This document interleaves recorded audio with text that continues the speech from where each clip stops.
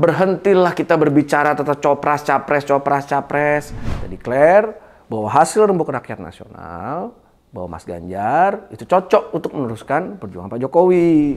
Mas Ganjar itu kelebihannya bisa mencitrakan dirinya sebagai orang yang dekat dengan semua orang. Kalau Mas Prabowo simpel aja. Kelebihannya dia sudah jam terbangnya sudah sangat tinggi. Ya kalau Pak Anies kan kita pernah jadi oposisi Bang di DKI Jakarta. Kita ini ketua umum Bang, kalau sampai salah-salah ngomong nih bahaya dikutip-kutip ini. Saya mau maju jadi kepala daerah, masih harus bayar untuk per kursi berapa ratus juta. Lo ketum di mana? Ada 3M nih di bagasi saya buat berketum, saya nggak bisa bos. Assalamualaikum warahmatullahi wabarakatuh. Selamat datang di channel Abraham Samad Speak Up. Seperti biasanya saya tidak sendiri. Hari ini saya menghadirkan narasumber yang akhir-akhir ini cukup menyita perhatian kita semua. Saya langsung saja memperkenalkan Bro Giring Ganesha Jumario atau biasa disebut Bro Giring. Gimana kabar Bro? Alhamdulillah.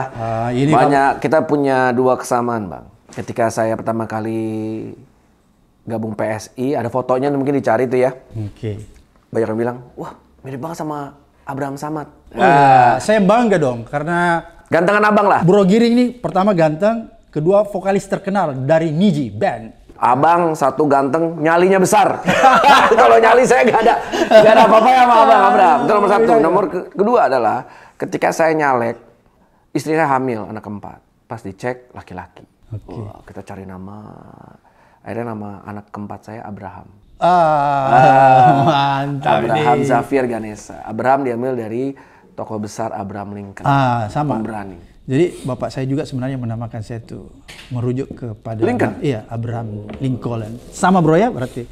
Insyaallah mudah-mudahan anak itu menjadi anak yang lebih hebat daripada kita semua ya. Yang penting nyalinya harus seperti Bang Abraham Samad. Seperti Bung Giring lah ini. Bro Giring ini luar biasa nyali. Tiba-tiba menghentak kita semua bahwa sudahlah aku tidak siap lagi jadi ketum PSI ke depannya. Itu kenapa tiba-tiba terlontar gitu? Ya balik lagi sih Bang.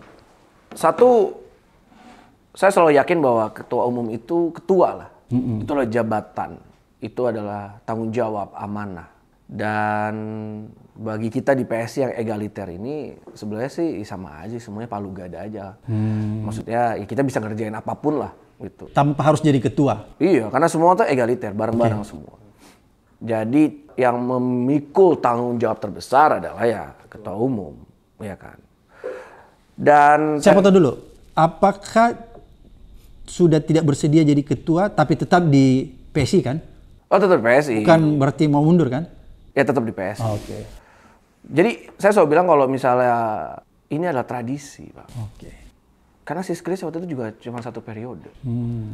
Saya juga harus menjaga tradisi ini untuk membuka pintu selebar-lebarnya untuk anak-anak muda, untuk jiwa-jiwa muda, orang-orang yang punya DNA yang sama seperti kita, yang mendorong toleransi, menjaga toleransi, pluralisme, habis itu juga anti korupsi. Itu DNA itu yang kita terus mencari orang-orang baru. Jadi makanya saya bilang ya harusnya seperti ini karena bagus, karena kaderisasi jadi jalan, ini kan. Jadi semua orang yang bekerja semaksimal mungkin untuk partai, merakyat, berjuang untuk rakyat, menjadi pelayan masyarakat. Terus abis itu berjuang untuk menjaga toleransi, anti korupsi. Mereka jadi punya kesempatan yang sama untuk menjadi ketua umum juga gitu. Bro, ini kan saya lihat tagline-nya waktu awal-awal anti korupsi ya, partai anti korupsi. Dulu itu anti korupsi, anti intoleransi ya. Itu wujudnya seperti apa tuh kalau diimplementasikan ke bawah? Supaya orang lihat, oh iya benar nih. Kan kadang-kadang begini, bro. Orang itu suka pakai tagline, tapi kita nggak lihat apa sih yang dia lakukan gitu. Apa kira-kira yang bisa Bro Giring sampaikan kepada kita nih? Ya contoh yang paling simpel ya. Ya, anti korupsi dulu. Apa nih contohnya? Yang paling simpel anti mahar dulu deh. Oh ya benar. Ya, kan anti korupsi juga berarti anti mahar. Betul. Ya, kan?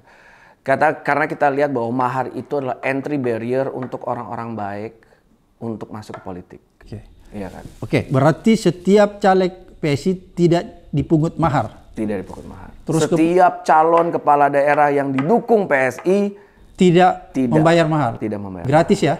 Gratis. Yang penting orangnya berintegritas. Berintegritas, tidak pernah kena kasus korupsi, terus habis itu tidak pernah terkena kasus intoleransi, tidak pernah melakukan kasus kekerasan seksual, tidak pernah melakukan kasus-kasus kriminal. Itu ada dalam aturannya? Itu line yang kita jaga tuh bang. Tapi bagi kita kalau kita udah sampai nerima mahar, Sudah rusak ya? udah rusak integritas kita. Oke. Dan akhirnya ini ada orang-orang baik yang memang mau masuk ke politik, yang mau menjadi pemimpin daerah, yang mau nyalek. Entry barrier-nya jadi tinggi karena harus bayar mahar kan bang. Oke. Makanya sekarang contohnya, kita 2019 itu punya 70-an anggota dewan. Ya kan? 70-an anggota dewan. Hampir semua tuh background-nya ada yang mantan satpam rumah sakit. Wah, luar biasa ya. Supir ojol. Karena bagi kita nggak ngeliat orang tuh dari isi tasnya, tapi dari integritasnya. Nah, menarik ini. Dan habis itu kita juga kita mencontoh dari Pak Jokowi, orang yang bukan siapa-siapa, karena produk demokrasi, hari bisa jadi presiden gitu. Sedangkan gimana ada Jokowi baru yang mau masuk, tiba-tiba baru mau masuk aja, waninya piru. Oke, ini menarik nih. Kan pusat menentukan presiden. Pengen ada Jokowi baru. Ini saya tahu nih arah kemana nih pertanyaannya. Berarti kalau siapa nih yang dianggap Jokowi baru? Kan nggak perlu bayar nih kalau sama PSI kan. Siapa nih yang dicalonkan? Pak Ganjar atau Prabowo nih? Yang jelas kan pusat yang menentukan. Yang jelas kan? bukan Pak Anies ya. Itu Iya. kan, itu udah pasti itu. Kita kemarin ada Rembuk Rakyat Nasional secara online. Jadi kita meminta DPW, DPD, DPC untuk memberikan kita nama dan kita saring lagi namanya gitu. Dan ada Mas Ganjar Pranowo juga waktu itu. Dan waktu itu akhirnya voting kita lakukan dan hasilnya memang waktu itu Mas Ganjar memang paling tinggi. Paling tinggi ya. Makanya waktu itu kita declare bahwa hasil Rembuk Rakyat Nasional bahwa Mas Ganjar itu cocok untuk meneruskan perjuangan Pak Jokowi. Nah, makanya kita pasang billboard lah di mana-mana. Habis itu juga ya sama PDIP juga sempat ditegur juga. Akhirnya Sis Grace juga minta maaf gitu kan. Terus semakin kesini terjadi Dinamika politik. Bro, tahan dulu. Kemarin Pak Prabowo itu kan datang ke PSI ya. Baru mau dilanjutin ke situ. Itu datang sendiri inisiatif atau PSI yang undang? Inisiatif dua Inisiatif. pihak. Datang melakukan lobby-lobby ya? Enggak lah bos. Di dalam sih ketawa-tawa aja. Iya, maksudnya lobby-lobby politik kan. Maksudnya bisa nggak saya dicalonkan sama PSI?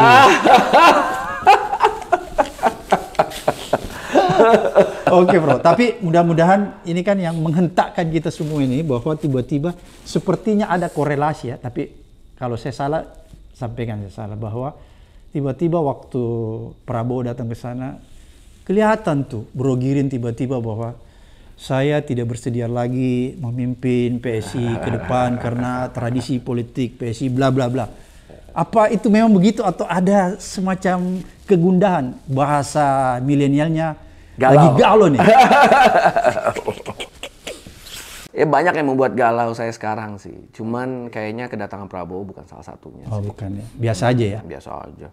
Bagi saya juga membutuhkan keberanian di dua belah pihak ya. Antara Mas Prabowo dan teman-teman di Gerindra dan juga PSI sendiri. Karena abang tahu dulu PSI kencengnya setengah mati sama Mas Prabowo kan di pemilu kemarin.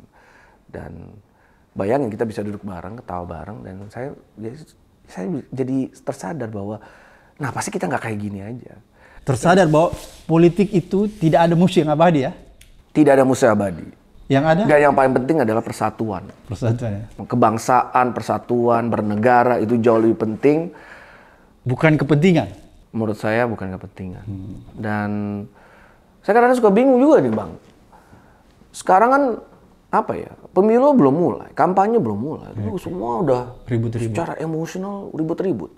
Tapi saya perlu mengingatkan juga ke teman-teman semua nih. Baik itu pendukungnya Pak Anies, pendukungnya Mas Prabowo, dan pendukungnya Pak Ganjar yang lagi emosi semua nih. Karena ada keterikatan emosional ini. Banyak sekali anak muda yang lagi bingung juga. Kemana dia? Gen Z nya pada bingung semua. Ya, mau kemana? Karena sampai sekarang belum ada satupun yang ngomongin tentang program. Apalagi program buat anak muda. Makanya akhirnya saya memutuskan sebagai ketua umum, udahlah Copras-Capres ini saya selalu ngomong, tiap Zoom, hari Senin pagi kita ada Zoom, seluruh kader kita namanya apel siaga pemenangan pemilu. Setiap Senin pagi jam 8. Ada Zoom. Terus saya ngomong, udahlah, berhentilah kita berbicara tentang Copras-Capres. Kalian sudah turun belum ke lapangan? Kalian sudah merekrut belum lebih banyak lagi anggota? Sosial media kalian sudah jalan belum? Kalian sudah mempromosikan PSI menang BPJS gratis belum? Udah gak usah ngomong Copras-Capres dulu. Pikirin kita dulu nih. Lolos gak kita ke 4%? Itu dulu mestinya. Jadi sekarang PSI membatasi untuk itu ya. Capres-Copres ya. Makanya besok di Kopdarnas tanggal 22 Agustus ini ya bakal seru juga nih. Karena kita akan mengakomodir suara dari DPW, DPD, dan DPC. DPD, DPC akan memberikan amanah dan suara kepada DPW untuk nanti bawa ke Kopdarnas dan sampaikan kita. Apakah mau gimana? Ya nanti kita lihat kejutannya. Saya sendiri belum tahu hasilnya nanti mau. Bro, tadi itu yang waktu pertama Ganjar dicalonkan, itu rembuknya dari bawah ya? Rembuk dari bawah. Jadi amanah itu datang dari bawah ya, bukan dari atas ya? Bukan. Oke. Berarti kalau begitu sebenarnya clear ya? Nggak perlu dipersoalkan sebenarnya. Ketika PSI sudah mencalonkan Ganjar, seharusnya tidak perlu lagi ada desas-desus, friksi, karena itu sudah clear karena dari bawah. Iya, itu sudah clear dari bawah. Ya. Tetapi dengan dinamika politik ini, plus tiba-tiba kemarin juga tiba-tiba Mas Prabowo datang, ya lumayan sih agak ini bisa berkembang lagi ya? Bisa berkembang lagi. Dan besok penentuannya kira-kira begitu? Besok penentuannya. Dan syarat mutlak yang harus dimiliki oleh calon presiden dari PSI apa tadi? Anti korupsi. Anti korupsi. Itu dulu lain yang paling kita jaga. Itu yang jujur Bang, yang membuat saya nyaman di partai ini. Bahwa partai ini tidak pernah ada diskusi di ruang kantor saya aja, nggak pernah ada diskusi gimana caranya kita bisa cawe-cawe APBD, APBN dan yang lain. Nggak ada. Kalau ada mungkin saya udah nggak bakal ada di partai ini. Oke, misalnya nanti Bro Giring nih betul-betul serius tidak akan maju lagi jadi ketum. Ya memang kan cuma 1 periode Bang. Tapi kan bisa dipilih lagi seperti partai-partai lain. Enggak ya, kalau di PSI ada syarat nggak boleh? Nggak ya ada itu, syarat tertulis. Kalau saya sih bilang bahwa ini ada tradisi aja ya, jaga. Bukan syarat ya, tradisi aja ya. Tapi kan nanti tergantung keputusan Dewan Pembina. Misalnya bilang, udah laring lo lagi deh. Itu kan ya we never know. Iya kan. Kalau misalnya ternyata mereka puas dengan kinerja saya, gimana? Terus kalau kan misalnya orang masih memberikan amanah nih sama Bro Giring, apakah amanah itu masih dijalankan atau Bro Giring bilang udahlah aku capek nih, pusing saya ada capres-capres, itu kira-kira bagaimana tuh? Saya sih nggak lanjutin sih. Lanjutin aja? Tidak? Kenapa Bro? Ya satu sih kasih kesempatan dong Bos. Oh gitu. Kesempatan buat anak muda. Kesempatan untuk orang-orang anak muda baik. Ini terminologinya apa nih? Kesempatan bagi anak muda. Anak muda ini umurnya lebih muda atau apanya nih? Sebetulnya sih jiwa muda lah yang paling penting lah. Jadi kalau Bang Abraham juga mau ya silakan ayo. Makanya aku kaget nih, karena kan tadi kalau anak muda ini kan saya lihat akhir-akhir ini ada juga yang masuk yang udah nggak muda ya. Misalnya Helmi, siapa lagi itu? Pak Toto, ya kan? Gus Dohir. Ya makanya saya mau tahu ini terminologi anak muda ini itu apa gitu. Sebetulnya terminologi anak muda itu sebetulnya orang-orang yang semangatnya muda gitu. Tapi kalau memang benar-benar bisa ada yang muda dari segi usia itu lebih baik. Yang mengerti tantangan mengenai perubahan iklim, yang mengenai tantangan tentang lapangan pekerjaan, yang mengerti tantangan mengenai bagaimana rumah yang affordable, ya mereka bisa lebih cocok gitu. Bro, ini menarik nih. Kalau Bro Giring lihat apa sih problem terbesar bangsa kita sekarang ini? Korupsi lah Bang. Yang harus diselesaikan oleh presiden yang akan terpilih. Korupsi. Pertama korupsi, kemudian kedua? Perubahan iklim. Perubahan iklim. Kita bicara korupsi, ada nggak gambaran Bro Giring ini memberikan rekomendasi kepada capres nanti yang akan direkomendasikan oleh PSI bahwa you harus lakukan ini dong agar anti korupsi itu bisa berjalan. Ada nggak bayangan aja sih? Udah sering Bang di statement-statement kita ya. Sering. Kita Bang bisa cek di sosial media. PSI adalah partai satu-satunya partai yang sangat bersuara mengenai undang-undang perampasan aset. Itu salah satu goal kita juga. Jadi BPJS gratis dan juga ada perampasan aset. itu harus cepat diselesaikan dan dijalankan dan diketok. Oke, undang-undang Harus KPK, disahkan. undang-undang KPK. Sebenarnya, bro ya, kalau aku ini kan orang hukum ya, itu kan undang-undang sekarang jauh tidak lebih baik dengan undang-undang lama. Nah, itu posisi Bro Giring atau posisi PSI itu gimana? Apa turut bersama memperjuangkan nanti kembali agar dilakukan revisi ulang terhadap undang-undang KPK yang baru? Ya bila diperlukan dan itu dapat membantu undang-undang perampasan aset ini lebih maksimal, why not? Nggak ada masalah ya? Nggak ada masalah. Oke, kalau begitu bagaimana dengan operasi tangkap tangan yang ada pasangan menteri ini menyatakan nggak perlu itu operasi tangkap tangan, ini kampungan itu gimana tuh PSI lihat tuh? Ini nih. Kalau KPK itu adalah Komisi Pemberantasan Korupsi, berganti menjadi pencegahan korupsi. Menurut saya sih, kalau pencegahan korupsi kan penyuluhan, edukasi, sosialisasi. Tapi kalau pemberantasan korupsi, saya rasa OTT adalah salah satu alat yang penting. Alat yang pas ya? Alat yang pas. Makanya saya tuh paling takut kena OTT, sama paling takut kader saya kena OTT. Alhamdulillah nggak ada kan? Alhamdulillah nggak ada. Okay. Nah itu satu. Nomor dua adalah yang membuat hidup saya tenang karena partai ini bersih. Itu kali saya tidur tuh enak-enak aja bang, ngorok. Bini gue juga ngeliat, wah gila, kamu tidur ngorok kenceng banget. Karena gue tahu gue nggak bakal kena OTT. Okay. Gitu. Jadi saya rasa OTT adalah salah satu instrumen untuk bagaimana orang tuh takut tuh. Oke. Bro, apa kelebihan Ganjar, apa kelebihan Prabowo? Waduh. Saya nggak mau tanya kekurangannya, kelebihannya nih. Karena kalau aku tanya kekurangannya, Bro Giring bilang tidak ada kekurangannya. Oleh karena itu aku mau tanya nih, apa kelebihan Pak Ganjar, apa kelebihan Prabowo? Kan kita mencari kelebihan orang, nah, bukan kekurangan, berarti positif kan? Ini kita dari Mas Ganjar dulu ya. Mas Ganjar itu kelebihannya adalah orangnya bisa mencitrakan dirinya sebagai orang yang dekat dengan semua orang. Dekat dengan rakyat. Mencitrakan dirinya dekat dengan orang atau memang orangnya dekat dengan orang? I don't know. Saya kan nggak pernah ngobrol berdua sama beliau. Gitu ya. Kalau Mas Prabowo simple aja. Apa itu? Kelebihannya dia sudah, jam terbangnya sudah sangat tinggi. Karena Anda melihat usia? Ya pengalaman lah.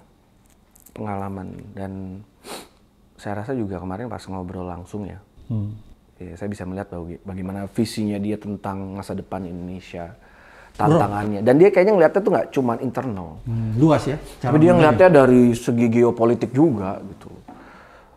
Ya ini mungkin kenapa saya bisa ngomong ini lebih banyak tentang Mas Prabowo. Karena ya saya pernah duduk bareng sama beliau. Saya kan belum pernah duduk sama Mas Ganjar. Tapi pernah berinteraksi sedikit kan? Nggak pernah. Oke, jadi dalam konteks itu Bro Giring mengatakan masing-masing punya kelebihan ya? Iya. Di masing-masing kelebihan itu menurut Bro Giring bahwa tadi tersirat nih, kalau saya salah tolong jerat, bahwa mengidentifikasi Prabowo lebih banyak pengalaman.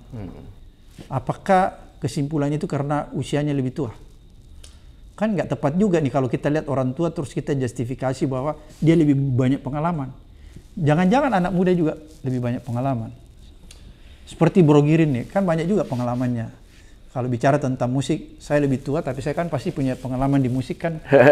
Saya buat Bro Giring. Itu maksudnya ilustrasinya seperti itu. Saya nggak tahu ya Bang ya. Ya. Saya rasa Mas Prabowo itu orang yang sudah mengalami pasang surut kan surut kan kalah mulu ya kan, surut. Tapi saya selalu bilang bahwa guru terbaik adalah pengalaman. Oke. Dan kemarin ketemu beliau gitu, orangnya yang kita kan selalu takut kan ada gosip-gosip, suka marah-marah, tegang, Pukul meja, meja, lempar handphone. Kemarin enggak. Wah, bercanda mulu. Bercanda mulu ya. Bercanda mulu dan lebih easy going gitu kan. Baik lagi sih Bang, saya pribadi, saya punya pilihan nanti siapa calon presiden saya pribadi. Ya. Okay. Walaupun sampai sekarang belum memilih gitu nanti ya. di kotak suara ya? Kotak suara itu rahasia ya kan. Suara ya? Dan arah partai juga menurut saya arah partai ya tergantung nanti Kopdarnas. Oke. Saya sih gitu. Jadi berarti sekarang belum ada keputusan resmi ya untuk mencalonkan siapa saja presidennya ya. Beda dengan Golkar kemarin kan sudah resmi kan. Oke, kalau belum resmi Pak Ganjar, Pak Prabowo, yang pasti nggak ke Anies. Udah pasti enggak. Kita mah declare aja langsung. Oke, jadi berarti antara dua ini aja ya. Antara dua itu. Ya kalau Pak Anies kan kita pernah jadi oposisi Bang di DKI Jakarta. Ya kita tahu bahwa ya beliau gagal memimpin Jakarta, ya kan. Misalnya nanti saya ketemu nih ya, dia juga akan tahu saya tidak akan mendukung dia. Saya juga akan tahu dia juga nggak akan minta dukungan dari kita. Jadi ya udahlah, ini kan negara demokrasi, kita ya saling hormat menghormati aja. We agree to Jadi disagree. clear, oke. Oke, kalau begitu berarti antara dua aja nih, Bro ya. Dan ini nanti diputuskan di apa tadi? Kopdarnas. Kopdarnas ya. Oke, misalnya begini, Bro. Ini kan tadi sudah clear nih bahwa PSI itu anti korupsi ya. Calon itu nggak usah bayar-bayar ya. Walaupun kan desas-desus itu biasanya kan kalau calon presiden apa itu harus memberikan mahar tuh ke partai. Gunanya bukan untuk orang ya. Untuk partai itu bisa dapat biaya operasional dalam rangka kampanye, sosialisasi dan lain sebagainya. Kan kelihatannya seperti itu ya di masa-masa lalu. Apakah itu nanti juga ditolak oleh PSI? Misalnya nih, calon, ini nih aku mau kasih nih PSI untuk biaya kampanyenya dalam rangka pemilu. Itu ditolak ya? Kemarin sih di 2019 ketika kita dukung Pak Jokowi all out banget, dan saya rasa tidak ada kita dapat apapun. Justru yang kita kayak patungan keringat, patungan ide untuk bagaimana menghantarkan Bapak Pak Jokowi bisa menjadi Presiden Republik Indonesia. Jadi nggak untuk dikasih kedua kalinya. Nggak ada lah Bang. Ditawarin nggak sama Pak Jokowi? Oh, tapi saya belum pengurus Bang. Saya kan masih caleg biasa kan bisa dulu. dengar-dengar dari Grace, dari siapa? Dan enggak sih, saya sih dengar sih kayaknya nggak ada. Kita pure 100% dari fundraising waktu itu. Gitu ya. Nah habis itu kemarin juga ngobrol sama Mas Prabowo juga. Nggak ada ngomong Nggak gitu? ada. Nanti tenang. Nggak ada Bos. Oh nggak ada ya? Dan saya rasa juga Bro Wamen, maksudnya Raja Juli Antoni, Sis Grace gitu, seperti juga tidak ada pembicaraan seperti itu sih. Bro, menarik nih tadi fundraising. Fundraisingnya itu gimana? Dari mana?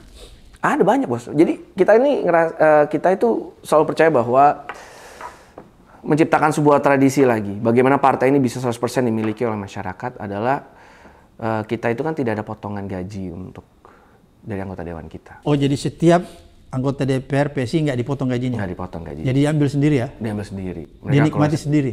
Tapi walaupun kita bilang bahwa tolong bangun partai di daerah kalian, disupport lah, gitu. Walaupun kita tidak memotong ya. Tapi kalau mereka nggak ada tarif ya, nggak ada tarif. Walaupun mereka sukarela aja ya? Sukarela. Nah terus, jadi fundraising itu kan bisa macam-macam Bang bentuknya. Bisa diskon, bisa dia tiba-tiba ngasih baju, bikin konser, apa? Bikin konser ya? Ya kalau ada yang bikin konser juga bisa gitu. Jadi fundraising itu banyak tipenya gitu. Jadi macam-macam sumber dananya. Tapi yang jelas bahwa PSI menolak sumber dana yang diragukan. Kan anti korupsi kan? Iya. Kan gitu. Misalnya yang diragukan pasti ditolak ya? Ya iya dong. Misalnya nih. Karena kan kita tahu ada peraturan ya Bang. Kalau misalnya ada uang korupsi masuk ke partai kan partai harus bubar. Iya, itu kan aturan resmi kan. Tapi kan biasa ada orang partai. Nggak ada lah Bang. Enggak, maksudnya ya udahlah kok kasih lewat belakang gitu. Enggak ya? Jadi clear di situ. Clear. Oke, Bro. Ganjar, Pak Prabowo ini adalah balik lagi Ganjar Prabowo. Enggak. Ini hot issue nih. Ini adalah dua calon presiden yang menurut PSI bisa membawa semangat ya atau visi misi PSI gitu. Dua-duanya bisa melanjutkan perjuangan Pak Jokowi. Yang dulu bisa melanjutkan perjuangan Pak Jokowi atau bisa melanjutkan visi misi partai PSI. Ini dulu nih harus. Oh, kalau kita kan jelas. Kita itu mencari calon presiden yang melanjutkan cita-cita besar Pak Jokowi, melanjutkan apa yang sudah dibangun Pak Jokowi. Pokoknya jangan sampai kita kalau kayak Pak Jokowi bilang jangan sampai kayak ke SPBU mulai dari nol lagi kan. Itu ya. Terkadang tradisi di Indonesia kayak gitu, Bang. Oke. Kepala daerah jadi akhirnya semua beda lagi. Kan sayang, kan buang-buang duit, buang-buang waktu. Oke, kalau begitu apa cita-cita atau program Pak Jokowi yang belum terselesaikan yang harus dilanjutkan penerusnya? Universal healthcare yang affordable or free. Makanya sekarang kita lagi memperjuangkan PSI menang BPJS gratis. Tapi kan undang-undang kesehatannya tidak mencerminkan itu, bro. Ya, balik lagi, makanya kita mau memperjuangkan itu. Oke, jadi clear ya, nanti BPJS gratis itu Kita lagi memperjuangkan itu. Itu clear ya? Clear. Nah, itu salah satunya Salah tadi. satunya. Terus kedua, yaitu undang-undang perampasan aset. Oke. Bagi kita itu udah perjuangan yang harus kita perjuangkan mati-matian. Gimana negara ini mau maju? Gimana negara ini mau sejahtera? Sebetulnya kalau misalnya uang yang tidak dikorup itu bisa dipakai untuk membangun lebih banyak rumah sakit lagi, membangun lebih banyak sekolah lagi, membangun infrastruktur. Ya kan? Tapi sekarang gimana? Orang nggak ada yang takut, bos, untuk korup. Seperti yang tadi kita omongin. Orang udah nggak takut korupsi, habis itu udah keluar, bukannya ada hukuman sosial, tapi malah mereka bisa berpolitik lagi. Dianggap pahlawan lagi ya. Ya makanya kan. Ya, bisa jadi ketua partai. Ya, wah itu tepi jurang tuh. Bro, ini tadi kan harus melanjutkan program Pak Jokowi ya, Presiden. Apa program Pak Jokowi yang masih perlu dilanjutkan, diteruskan nih, yang tidak sempat diselesaikan, yang menurut PSI lihat ini harus dilanjutkan, apa nih? Selain IKN ya? Iya. IKN, satu Selain IKN. IKN itu pasti penting lah. Harus jadi itu harga mati ya? Harga mati. Maksudnya presiden yang dipilih nanti PSI harus melanjutkan IKN ya? Itu harga mati ya? Iya. Itu Nggak boleh dianulir kan? nggak boleh dong. Karena harus melanjutkan ya? Dan menempatkan IKN di Kalimantan Timur, membuatnya strategis di tengah untuk seluruh Indonesia itu seru. Oke, yang Perfect kedua. decision. Kedua adalah mengganti semua pembangkit listrik tenaga batu bara PLTU ini dengan renewable energy. It's a must. Supaya lebih green ya? Bukannya masalah green. Emang challenges-nya bener kok. Nyata kok Indonesia makin panas. Polusi udara makin parah. Iya kan? Orang nggak sehat. Sekarang rumah sakit pada penuh. Saya kemarin istri saya masuk UGD, Bang. Itu UGD-nya penuh, Bang. Di rumah sakit mana tuh? Di Pondok Indah. Sampai istri saya itu ditindaknya sambil duduk. Saking udah nggak ada bednya lagi. Ini salah satu problem yang harus diselesaikan ya? Iya. Terus ya balik lagi. Saya rasa Pak Jokowi sudah membangun infrastruktur untuk bagaimana ekonomi bisa jalan lebih cepat lagi. Ya makanya oleh karena itu ya lapangan pekerjaan juga harus kita perhatikan juga gitu. Bro, ini ada tagline yang menarik nih. Tegak lurus bersama Jokowi. Maksudnya itu apa tuh? PSI tegak lurus bersama Jokowi. Karena kita sebagai partai merasa apapun yang nanti akan dilakukan Pak Jokowi di akhir, itu harus kita lanjutkan. Oh itu ini maksud tegak lurus ya? Bro, kita berandai-andai nih. Jeng-jeng. Kalau kita doakan nih calon presidennya PSI terpilih jadi presiden, tapi seandainya tidak terpilih, maka PSI mengambil posisi apa nih? Oposisi terhadap pemerintahan yang terpilih. Oposisi, no problem. Itu harga mati ya? No issue bagi kita. Di salah satu pidato saya, bila suatu hari nanti Pak Anies misalnya jadi presiden, kami di PSI siap menjadi oposisi untuk menjaga uang rakyat. Jadi itu clear ya? Clear, no problem. Bagi kita jadi oposisi, no problem. Jadi udah siap ya misalnya kalau ternyata yang jadi presiden itu adalah bukan Pak Ganjar atau Prabowo, berarti posisi PSI oposisi terhadap pemerintahan. Tugas kita kan menjaga uang rakyat, bro. Oke. Berarti kalau yang dua ini sudah pasti masuk dalam pemerintahan ya? Yang mana? Antara Pak Ganjar dan Pak Prabowo. Ya kan? PSI ikut kan masuk dalam pemerintahan. Gue agak bingung nih pertanyaannya gimana. Kita ini ketua umum, Bang. Kalau sampai salah-salah ngomong nih bahaya dikutip-kutip ini Pak Ganjar nih, atau Pak Ganjar atau Pak Prabowo. Ini kan dua yang akan dicalonkan. Kan tadi Bro Giri nih bilang, antara dua aja nih, Pak Ganjar dan Pak Prabowo. Berarti kalau antara dua ini yang jadi presiden, salah satunya, berarti kan PSI masuk nih ke dalam pemerintahan kan? Pokoknya intinya sih, Bang, kita itu yang penting kita masuk, Bang. Kita masuk dulu, ya kan. Siapapun yang nanti jadi presiden, ya mau itu presiden pilihan kita, mau itu bukan pilihan kita, ya kita siap untuk untuk menjaga uang rakyat. Itu aja, Bos. Kalau kita jadi mitra pemerintah, kita siap menjaga uang rakyat. Dan bagaimana membuat apapun program-program pemerintah itu lancar, habis itu juga tidak bocor, Oke, jadi tidak buang-buang duit. walaupun masuk di pemerintah tetap menjaga ya? Menjaga dong, Bos. Oke, gitu ya. Itu tugas menjaga kita. tetap uang rakyat. Jadi berandai-andai nih, Bro Giring ini calon menteri apa nih kalau nanti Pak Ganjar atau Pak Prabowo yang jadi presiden nih? Apa saja yang ditugaskan oleh bangsa dan negara. Ya. Oke. DPP menentukan calon presiden dan calon anggota DPR RI. Dan menteri. Dan provinsi menentukan gubernur dan anggota DPRD provinsi. Oke. Dan turunnya ke bawah ya kabupaten kota, Iya. berarti bupati dan wali kota dan calon anggota dewan DPRD tingkat 2. Gitu kan. Jadi saya nggak bisa interfere. Bagi mereka itu udah keputusan mereka. Ada lagi yang nelfon, Bang. Oke. Bro Ketum, saya izin, saya nggak mau bilang, cuman dia teman saya karena kita waktu itu kayak ada Komunitas. komunitas bareng. Bro Ketum, izin saya merapat. Saya inget banget saya lagi syuting di Indosiar. Ini apa lagi sih nih gitu. Kenapa?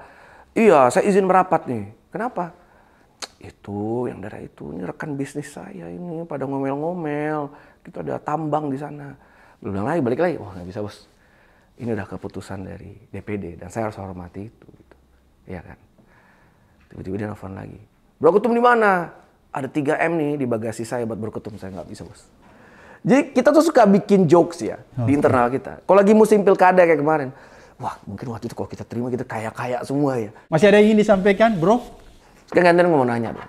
Hah? Ya, aku mau nanya Abang. Boleh. Abang melihat keadaan bangsa dan negara ini. Dan saya yakin Abang juga setuju hal yang sama. Penyakitnya nomor 1 adalah korupsi. Iya. Kalau Abang punya satu kesempatan lagi untuk jadi ketua KPK. Ngeri banget ini pertanyaan. Iya. Dan dipercaya dengan presiden yang berikut. Percaya sampai sih ya. Saya suka sekali dengan Bang Abraham Samad. Itu Abang ditawarin lagi jadi ketua KPK lagi, misal ada peraturannya nggak? Ya ada. Ya misal ada peraturan itu deh. 2 periode bisa. Saya kan baru 1 kali kan. Abang mau nggak jadi ketua KPK lagi? Oh, saya bersedia karena menurut saya memang problem terbesar bangsa kita itu tadi korupsi. Jadi saya pikir kalau saya menolak berarti saya tidak ikut serta dalam pemberantasan korupsi. Jadi saya pasti terima. Apalagi kalau Bro Giring yang minta. Nggak ada alasan kita menolak kan gitu. Oke, masih ada 1 lagi, Bro. Banyak dong. Wah, ini kapan lagi kita ini duduk sama idola, Bos? Ini harus di podcastnya khusus Bro Giring nih. Apa tuh, Bro? Abang sudah lihat, tadi kan kita sempat diskusi di depan. Ya, oke. Kenapa, Bang? Kok kasus BTS ini nggak kemana-mana ya, Bang? Oke. Saya bisa jawab. Saya rasa, saya sebagai anak muda, PSI sebagai anak muda, merasa bahwa kasus BTS 8 triliun itu udah mencederai keadilan. Apalagi keadilan untuk konektivitas. Bayangin, Bang, kalau misalnya semua Indonesia ini konektivitas internetnya lancar, itu berapa banyak potensi ekonomi baru di setiap daerah masing-masing. Ada yang bisa jualan komoditas, ada yang bisa jadi influencer, ada yang bisa bikin lagu habis itu upload ke YouTube ya mereka. Kenapa menurut Abang nih 8T ini BTS ini nggak jalan-jalan nih, Bang? Kok tiba-tiba waktu itu blow up, wah gede, hilang, dan yang cuman berkoar-koar sampai detik ini cuman partai kita aja, Bang, PSI aja. Udah pergi kejaksaan di sana ditanyakan kenapa nggak? Ya belum, kan saya tanya sama idola saya dulu dong. Jadi pertama begini, Bro. Cara bekerja aparat penegak hukum itu selalu dipengaruhi oleh integritas mereka juga. Ya. Walaupun sebenarnya di dalam teori-teori hukum ada yang disebut equality before the law ya. Semua orang sama kedudukannya di depan hukum. Jadi siapapun yang terlibat di dalam kasus BTS seharusnya posisi penegak hukum itu harus memperlakukan sama. Jangan ada yang ditutupin. Kan gitu ya. Harus diangkat semua siapapun dia karena itu equality before the law. Tapi fakta yang terjadi bahwa ada faktor-faktor pengaruh dari luar. Salah satunya misalnya faktor integritas penegak hukum sendiri. Kalau faktor integritas ini menjadi faktor yang sangat dominan, maka ini yang berbahaya. ini dia bisa diintervensi oleh kekuatan-kekuatan tertentu, termasuk kekuatan politik. Itu sebenarnya jawabannya. Kalau bertanya kenapa? Ya kemungkinan besar menurut saya apa yang terjadi yaitu tadi, bahwa ada kendala-kendala integritas yang dihadapi oleh aparat penegak hukum. Kalau kendala itu diabaikan, maka dia pasti berjalan di rel sesungguhnya. On the track ya. Kalau dia on the track, ya itu tadi. Pasti dia akan menerapkan yang namanya equality before the law. Nggak ada yang ditutupi, bro. Semua disidik. Siapapun dia. Kan begitu. Nah, tapi karena ada faktor integritas, itu menjadi hambatan. Dan saya melihat itu faktor yang sangat dominan. Integritas ya? Iya, integritas. Integritas aparat penegak hukum. Integritas Dan itu yang menjadi PR kita, Bro Giri. PR kita bersama. Ya, ini yang kita harus selesaikan. Bagaimana membangun budaya integritas aparat penegak hukum.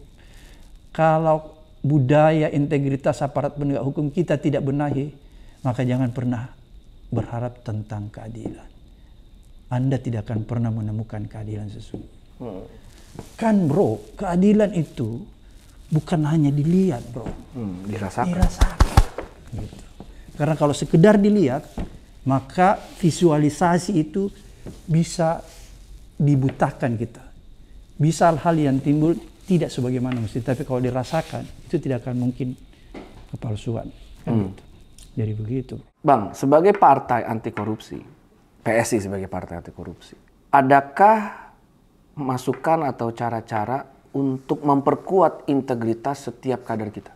Apalagi mereka nih calon anggota dewan nih bang. Oke. Iya kan, kita semua nih. Bahkan saya pribadi juga calon anggota dewan. Dapil apa nih bro? Jabar 1 kan, Bandung Cimahi. Oke, ada dua. Ketika kita berbicara integritas ada dua. Pertama, ada yang disebut integritas individu. Kemudian ada yang disebut integritas organisasi atau kelembagaan. Integritas individu adalah kepribadian orang masing-masing. Itu harus diinjeksi. Dengan culture, pendidikan, gitu-gitu ya, lewat budaya. edukasi pendidikan. Dan ketika kita bicara tentang pendidikan integritas, maka jangan sekali-sekali kita berpikiran pendidikan yang akan dilakukan adalah pendidikan sifatnya formal. Enggak. Pendidikan integritas itu bisa didapatkan juga dari pendidikan non formal. Di rumah tangga Anda bisa mendapatkan pendidikan integritas. Lewat apa? Lewat ketauladanan orang tua Anda. Lewat ketauladanan keluarga besar Anda. Kejujuran bukan diajarkan di ruang kuliah, Bro Giring. Tapi dicontohkan oleh ibu kita, dicontohkan oleh orang tua, dicontohkan oleh keluarga kita. Dan itulah yang kita contoh.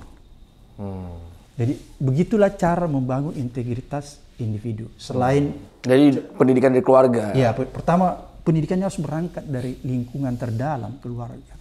Kemudian berangkat ke pendidikan yang formal sifatnya. Itu bisa didapat dari PAUD mulai dari bawah ya. Jadi pendidikan integritas itu harus sustainable. Kalau pendidikan formal yang mulai dari PAUD sampai perguruan tinggi. Itu baru bisa selesai. Baru bisa punya hasil.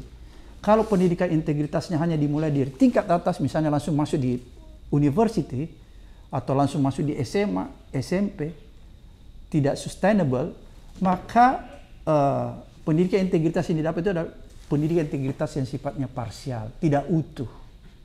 Dan ketika tidak utuh, maka hasilnya pun tidak sesempurna yang kita bayangkan. Jadi so far tadi abang ngomong tentang pendidikan, culture, budaya gitu kan. Itu berarti mulai dari manusia Indonesia baru lahir dong. Ya, dari dalam rumah tangga sendiri. Iya, kalau baru lahir udah gak diajari oleh orang tua dan yang lain ya. Dan satu hal bro, aku ingin kasih catatan nih supaya orang gak salah paham. Pendidikan integritas yang kita dapatkan di dalam rumah tangga kita, jangan pernah sekali-sekali kita berpikiran bahwa itu bisa kita dapatkan. Ketauladanan itu dari orang tua yang punya pendidikan tinggi. No. Mungkin saja ibu bapak kita orang yang tidak punya sekolah seperti kita. Mungkin saja. Tapi dia punya integritas cukup kuat. Dan dia memberikan contoh tentang kejujuran, keadilan kepada kita. Dan itu yang kita contoh. Mungkin saja ada orang tua yang strata pendidikannya S3, doktoral, bahkan profesor. Tapi dia tidak pernah memberikan integritas yang bagus kepada anak-anaknya di rumah. Oleh karena itulah menurut saya, pendidikan integritas berbasis keluarga, saya istilahkan ya, pendidikan integritas berbasis keluarga tidak hanya didapat dari orang tua yang punya pendidikan tinggi, tapi bisa saja didapat dari orang tua yang tidak punya pendidikan sekalipun, tapi orang tua ini mempunyai integritas yang cukup kuat. Gitu. Maaf nih bro, sharing bukan mengajari. Nggak apa-apa dong bang, justru nanti yang nonton juga pasti akan lebih happy lagi bang. Ya, nantilah you undang ke podcast, nanti kita ngomong 1-2 jam di sana. Oke bro. Siap bang. Terima kasih banyak Bro Giring diundang. atas informasi yang selama ini menjadi desas-desus bisa terjawab di Abraham Samad Speak Up. Sampai ketemu di episode berikutnya.